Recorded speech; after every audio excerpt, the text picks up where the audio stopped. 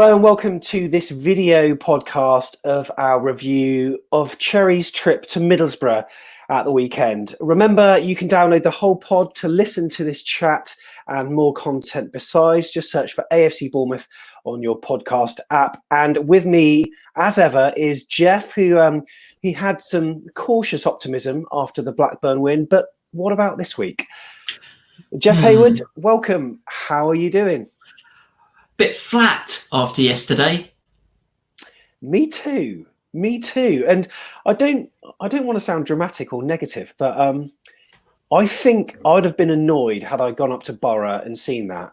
But for the fortune of a deflected shot in the first half, we basically scraped a point. But what were your immediate thoughts with that result in mind this weekend? Her immediate thoughts were, we are so much better than what we showed yesterday, and it reminded me a lot of some of the really flat and lifeless performances we put in last year. I was thinking about Watford away, Norwich at home, those sorts of games where we're much better than the opposition, but we just don't bother to show it. And yeah, it was weird, particularly after so much positivity from the Blackburn game. Yeah, I think I'm the same, and I'm reading on Twitter, and I know it's very early to be negative, and I don't want to come across negative in this podcast, but I can only tell you how I'm feeling, and we like to reflect all fans' opinions on the free-for-all, so we hope we've got over a number of opinions this weekend. But for me, whilst I'm okay with the result, I feel flat like you do at the performance, and I think it seems from reading Twitter and social media, it's almost like I'm in the minority by feeling a little annoyed by the showing at the Riverside. I think because we're all having our dinner by 5:30 with our feet up watching Strictly, I think no one seems to be as fussed. And there are even a few people out there that are heralding a point against Boro, but I can't help but feel, even at this early stage, it's 2 points dropped against a side that, let's face it, just 2 months ago, they were celebrating beating Reading to ensure championship safety. Am I being too negative here, Jeff? I don't think you are. How many games have Boro won this year? Barely any, I think, at home. And they're a classic Neil Warnock side that play for set pieces. They lump the ball forward very directly. Assombalonga is Route 1 football personified. Have they got any creativity? Have they got anything that could scare us? No. Did we recognise that and actually dominate the game like we ought to have done? Absolutely not. And I think that was what was so disappointing about it, that they had nothing, and we made them look good. Actually, no, what they had hard running. They pressed us whenever we had the ball. They had loads of energy and a long ball, and that was it. Yeah, and they had a bit of motivation from those 1,000 fans, of course. But I mean, I understand the need to be patient, and I suppose maybe I'm being a bit knee-jerk in my negativity, but I'm just very intolerant at the basics not being adhered to. Now, yes, a point when playing not well, many people are saying it's a good thing, but that's what happened at the start of last season. And as you said just earlier, Jeff, yesterday's performance for me, it resembled a lot of what we saw 13 months ago. But unlike then, I don't think we have the excuse that there are new players that we are sort of introducing into the mix. The squad's the same. It's not like we're introducing new players like Phil Billing and Harry Wilson into the mix, and a new goalkeeper by the way of Rambo, or fawn-like personnel like Chris Mepham and Diego Rico that haven't had many minutes. These are players who effectively, they cut their cloth in the Premier League, and they've been in and around the squad for a sustained period of time, and ones that should be used to high-intensity football. But at times yesterday, I felt like, formations aside, of course they're still learning the 3-4-3, there were many times where the basics of just holding the ball up, controlling, passing to feet, it wasn't happening. You're right. I think there were also some other important things that were lacking yesterday that were missing from much of last season. leadership. We missed that a lot last year, and I didn't see a lot of that on the pitch yesterday. I didn't see a lot of winning the second ball. I didn't see a lot of actual passion and enjoyment. Even when we scored, you watch the players go over to Solanke, it was almost like, so what? And where's the sort of desire that from all 11? There was some players show it in patches, and I don't want to be entirely negative or overcritical, but it's those sort of key emotions that the team needs to actually get beyond being average to dominating teams and winning games. And they were so much better player for player than Boro yesterday, but yet failed to show it. And that is so disappointing. I think you hit the nail on the head. Even when Solanke scored, it just didn't seem to have... It was almost like we were going through the motions. And I said that on last week's podcast. It was almost like a training game at time. And whilst I am coming across maybe a bit negative, we are learning a new formation. And of course, whilst it takes time to perfect the 3-4-3, and of course, each and every opposition, they are going to play to counter our 3-4-3 in numerous ways. And I found that yesterday, though, we barely gave ourselves a chance at times. I think Middlesbrough were pressing high and they were matching the formation throughout large parts of the game, but it doesn't matter on the formation. We were technically poor, so it didn't matter whether we played 3-4-3, 5-3-2, or 2-6-1-1 or whatever. When you have such a high amount of misplaced passes and balls bouncing off shins and just a lack of care and attention on the ball, we just gave Middlesbrough the sort of impetus or the confidence to out-football us. They had more possession and they had double the shots, and that itself, I think, speaks volumes, doesn't it, Jeff? And again, as we talked about a lot last year, we have that issue of, are we actually as good as we think we are? And we forget that we've got to show it. We talked a lot about the word complacency last week, and they needed a right kick up the backside at half-time to come out and take the game to Blackburn. But yesterday, it was the same sort of behaviour, really. Just a bit lacklustre and a bit kind of, we're good enough to win this. All we need to do is turn up, and taking the lead, kind of then sitting on it. We're better than a just enough Bournemouth. Yeah, that's right. And I'm not even sure it was the formation that was the problem. I just think we could have been so much more considered on the ball, not trying to pump aimless balls into channels, not assuming the player you're passing to can Usain Bolt it up the line, just ball to feet, holding up the ball before you flick it on, little things that give possession and momentum, to the opposition. Now, I really find it frustrating, and I'm sure we'll broach this at some point later on the podcast about not being able to watch and be vocal in front of the team, because I think a lot of us would have been vocal yesterday, but because we were watching on a stream, which was, poor to say the least. Yesterday you could hear the Boro fans. They were getting on top of the ref. They were, 1,000 fans were baying at every free kick and every niggly thing that we did, and it has an impact. And I'll tell you what, I'm actually finding the whole experience really frustrating at the moment watching from home. I don't know about you, it's almost uncomfortable.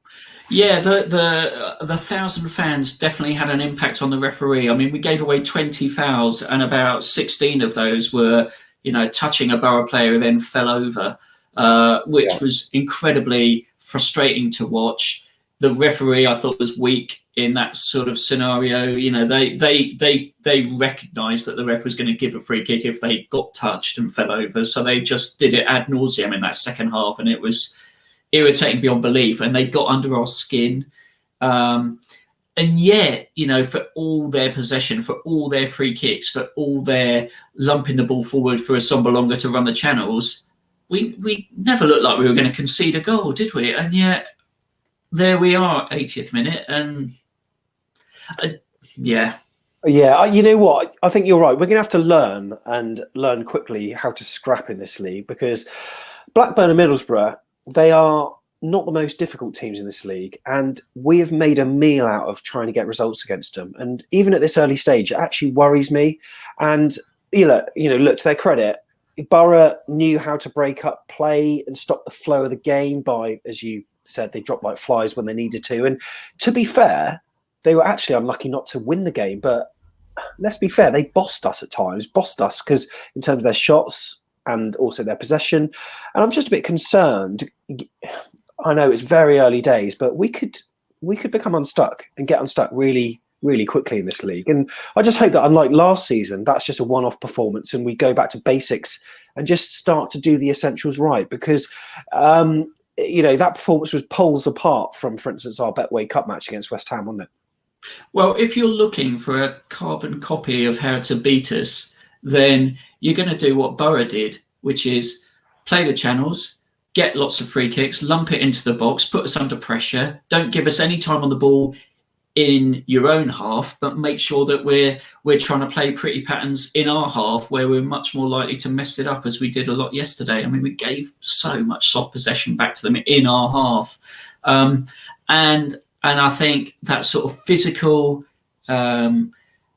game where you don't actually try and pass the ball through our midfield, you just try and bypass it, will actually get results against us if we're not careful. And by being careful, actually, we need to play with much more purpose and energy, and actually play the football in their half and stay switched on. I mean, awful defending from that throw-in. Where first of all, we give the ball away cheaply for the throw-in. Secondly, nobody's picking up the guy. We just turn off. They tried quick throw-ins and corners in the first half, and we should have been awake to that. The defensive line was badly organised. That ball comes into the box. Where's Adam Smith? Where's Cook and Kelly? There's no shape to that back five. It reminded me very much of, in some ways, the fourth goal that Liverpool scored against Barcelona, where they took that quick corner, and Barcelona, one of the best teams in the world, were not ready, and even the cameraman wasn't even ready because he only just flicked on from the replay onto the live shot as the ball was hitting the back of the net. So we didn't really know what was going on, but it was Brown who scored the header. But we'll sort of go through the game chronologically shortly. But it was. You can't say it wasn't coming. And there were numerous signs in that match where, Boro were strong, very good possession and a number of dangerous positions. Although, albeit at first, they didn't pose too much of an issue. In terms of our team that we fielded, I think most of it was pretty much standard. I think, Begovic or Travers, it was going to be one of those two. And after Begovic's performance in the Cup, he obviously gave it to him. The defence was, probably as expected. And then in the middle, it was going to be Lerma and someone, maybe Billing, maybe Cook, maybe Gosling. He went for Gosling, and then up front, Stanislas had picked up a knock, or to my surprise. So it was Brooks that filled in Danjuma and Solanke, and it was the aforementioned Solanke that helped us take the lead. And it was one of our brighter spells of the match where we were playing football in their half. We were looking very confident. Brooks had the time to turn and manufacture a shot on his weaker side, force the corner, and there was momentum. And soon after that, Danjuma took a corner to the near post. It could have been off the training ground.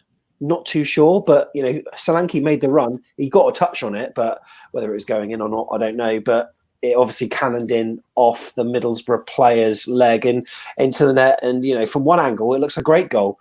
But we took the lead, and at that point in time, you're thinking we need to push on from that, but we didn't.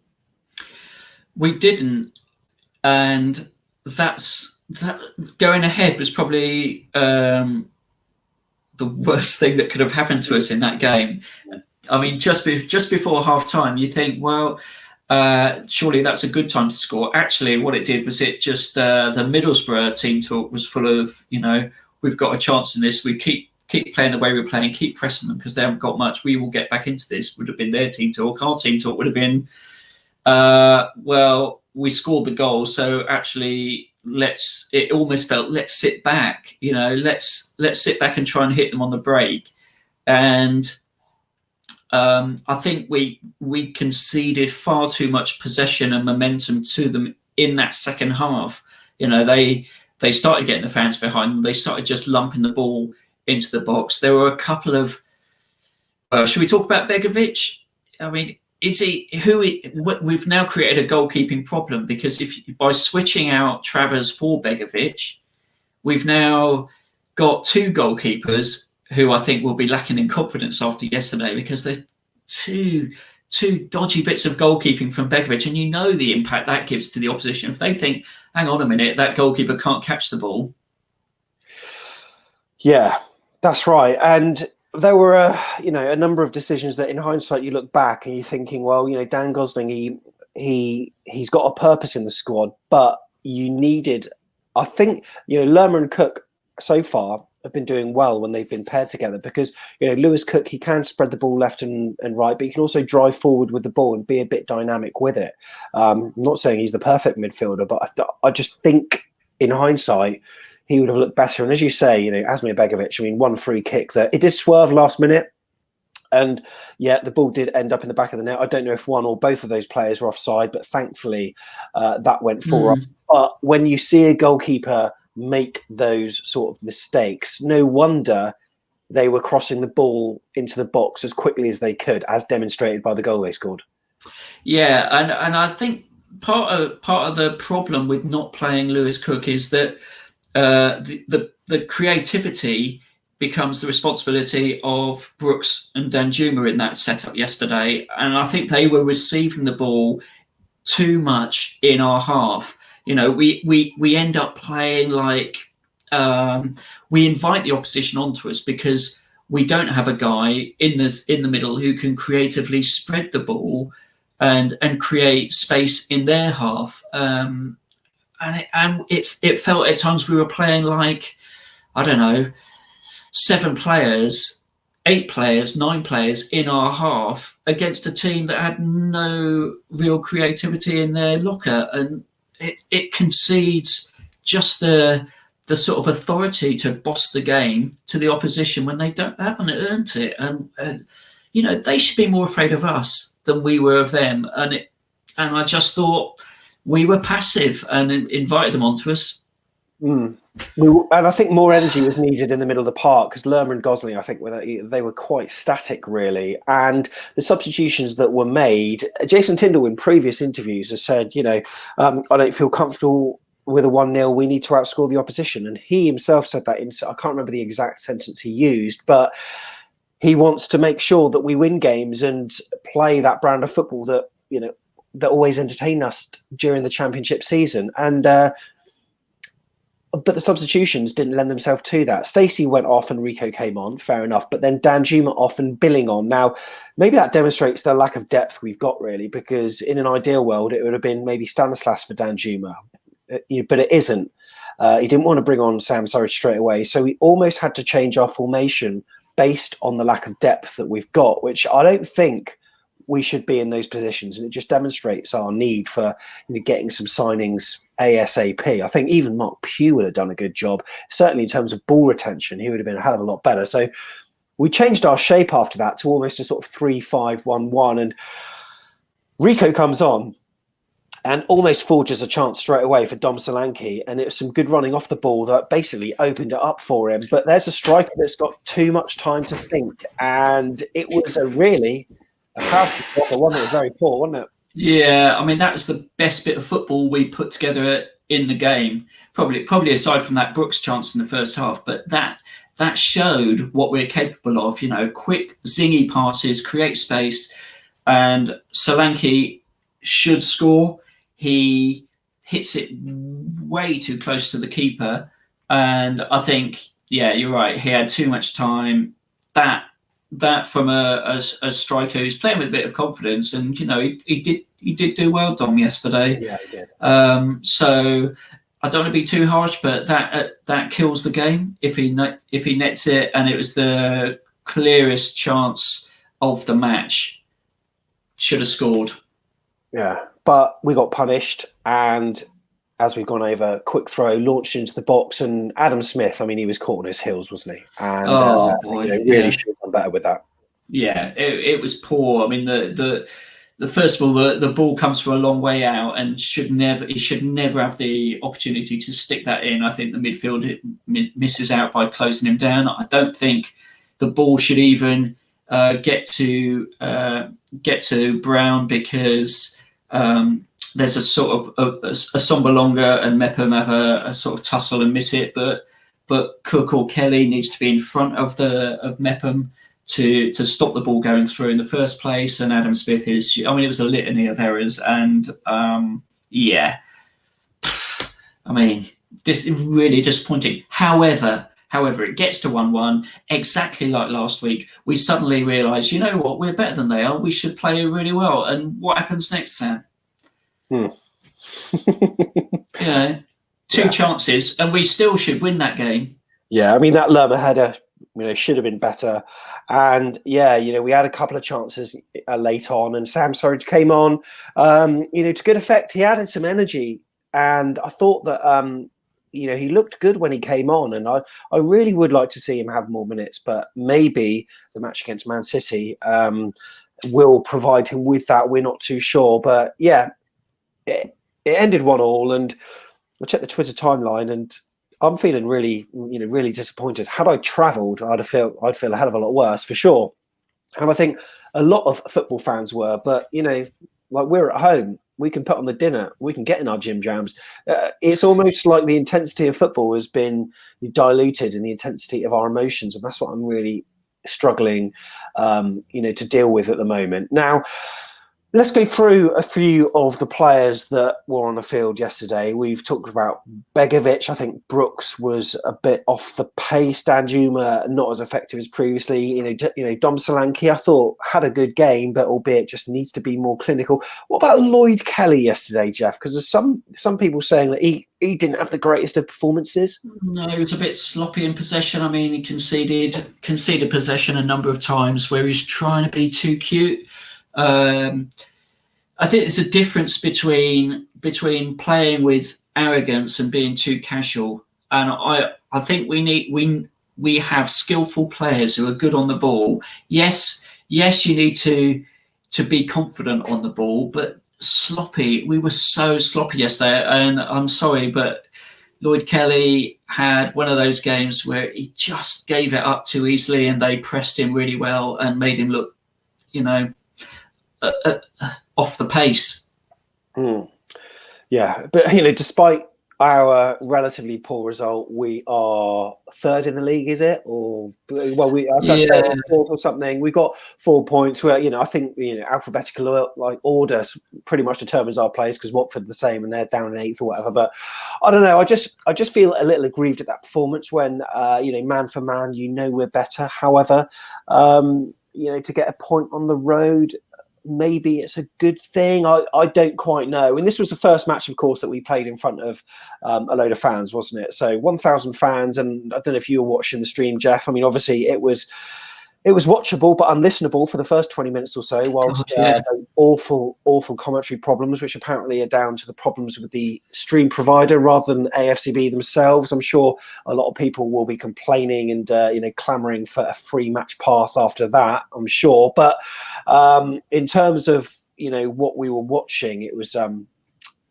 don't know. For me, it was pretty poor, and I don't want us to have a similar situation to last season where we have a false league position that doesn't necessarily tally with the performances that we're saying on the pitch. But I'm saying this only as someone who's lived through last season, which was one of our most painful seasons in a long time.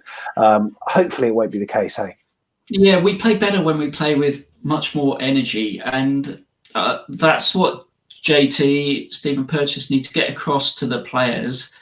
I want to see some pressing where we're much better than the opposition. Let's press them a bit more. Let's put them under pressure. Let's get on the front foot. Let's actually take the game to them and demonstrate that we are better, because that is what we need to do in this league. We need to boss other teams and not let them think, oh yeah, soft Southerners, we can get a result here. And did you notice during the stream, as I was about to mention, the camera constantly panned to the fans, but it's not like in a football match they sort of take note of the ebb and flow of the game, and when there's a controversial moment or a point of interest, they'll pan to the fans to see their reaction. It was almost like they were making a point of fans being back in the ground. And I mean, they might as well have been painted on the seats during the first half, but they got a bit vocal during the second half, didn't they? And they were baying at nearly every decision, and I'm sure they make a difference. So we're all wondering, when the hell can we go back to Dean Court? Yeah, when? I mean, the sooner the better, I think. Yeah, there's definitely an advantage in playing in front of even a small number of fans. And I mean, get 1,000 in the Vitality, and I think it'll make a huge difference to the players. The players need to feel that emotion from the fans. Because it certainly helped Middlesbrough. I thought that they wouldn't be able to keep their energy levels up for the entire game, and to credit to them, they did that. They did what they needed to do. They put a real shift in yesterday, and got their result as a result. Now, one thing that I just want to point out is on our YouTube channel, we had a comment from a guy called David. He said the Boro fans weren't as loud as we could have been, because of strict rules we had to follow. One of the rules being is that you're not allowed to sing start chants, or you could get kicked out. It was a very strange match day experience, but I'm not being funny. I heard chanting at 1-1. Did you? Yeah. So I don't think any of them, if they're going to be kicked out, will be watching Boro again. Who knows? I think it's just they set the bar at a particular level, hoping that there's not going to be, maybe they'll be met halfway, but fair play. I mean, I hope the Boro fans that actually went to watch the game enjoyed being able to experience it once again. I've got to say, I'm very jealous, and I did just briefly want to talk about the disconnection, Jeff, between the fans and the game, because I must admit, I'm actually falling out of love with the game quite a bit, and you know what? It's hard to admit that. I mean, I talk about it on YouTube all the time, on the podcast all the time, and there are people that will WhatsApp me about football, and I'm actually just not really interested anymore. And it's hard to admit that, but I just feel as though the reality of the game is being lost whilst we're watching on TV. And I just think the stream issues that we had on Saturday just exemplify that, really. I know we can't do anything about it, and it is what it is, but I don't know, it just feels so crap, doesn't it? Yeah, it's not great at all, the disconnect. I mean, yesterday, if Chris Temple is somebody I idolise, obviously, but when he starts talking like a Dalek for 20 minutes, it's awful, and that was terrible. I thought just the lack of any sort of engagement really with the game, at half time, that streaming service. I mean, you get the game, which is fine, but it was flat. And then you want to be shouting at the referee to get some sort of redress against these idiot decisions he was making yesterday, and you can't. And it's really it feels like something's got to change, and we need football coming back, because it ain't much fun at the moment, and it's certainly not much fun watching it through a stream like that. In fact, I think next week are we on Sky or BT with the Norwich game? No, we were. So because we progressed in the, you know what? It's a sickener, really, for the club and for fans. So by beating Crystal Palace, the third round match against Manchester City would be scheduled to happen on the Thursday. Therefore, the match that we were originally going to have against Norwich on the Friday, that had to be moved to the Sunday. Now, there was me thinking, maybe they'll shift the television rights as well. They haven't. Huddersfield also are playing on that Friday night, so they've basically transferred that £100,000, not to Bournemouth, but they will get the money for that. We got £7,000 for actually progressing, by the way. So, big woo. We've lost £93,000. But also, the season ticket holders for AFC Bournemouth were originally going to get that match for free, and now they don't. So now they're having to pay £10 to watch Manchester City, a match that wasn't originally going to take place, and now another £10 to watch the Norwich match. So basically, fans are £20 worse off, and the club is down 93 grand. We should have thrown that penalty shootout, Jeff, shouldn't we? We should have done. We should have. I mean, we tried. Yeah, we gave it a good go. Asmir did his best, but shame aside for Hennessy, blasted it over the bar. Anyway, tell you what though, Jeff, whilst we're moaning, still we haven't got VAR, and bloody hell, what an awful weekend it's been for VAR. Have you seen some of these absolutely ridiculous handball decisions that we go? I feel sorry for West Ham fans, and that's not something I say often. But I mean, They were robbed yesterday, and they wasn't there an offside in one of those Arsenal goals as well that wasn't picked up for some strange reason. So, the VAR becomes the talking point. Again, it's not the technology that's the problem; it's the people interpreting it. That's the issue. We've got. I mean, I think Daniel Storey said, didn't he, that the quality of the refereeing in the Championship ain't that great, and we saw that yesterday. But we also see that the quality of officiating in the Premier League is just poor. It's just so poor.